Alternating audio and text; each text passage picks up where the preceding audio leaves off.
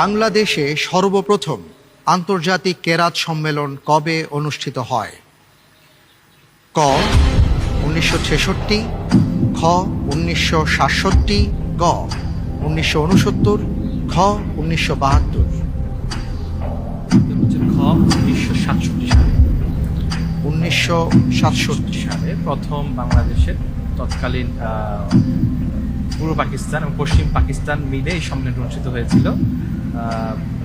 রাওয়ালপিন্ডি, পেশাওয়ার, ইসলামাবাদ, করাচি এবং বাংলাদেশের আপনার ঢাকা, পল্টন ময়দান এবং আন্দরকিল্লা জামে মসজিদ, চট্টগ্রাম এবং সিলেটের আলিয়া মাদ্রাসা মাঠে এই সম্মেলন অনুষ্ঠিত হয়েছিল। এতে 19টি দেশের কারি সাহেবরা তখন এসেছিলেন। তার মধ্যে শেখ আব্দুল সামাদ এসেছিলেন, শেখ মোহাম্মদ খালিদ আল হোসারি এসেছিলেন। এই প্রোগ্রামটির অর্গানাইজারদের মধ্যে আমার ফাদার কারি সাহেব, তিনি একজন ছিলেন। তিনি ছিলেন এবং পাকিস্তানের তাহলে লক করে দিচ্ছি খ। জি। লক করে দেওয়া হোক খ।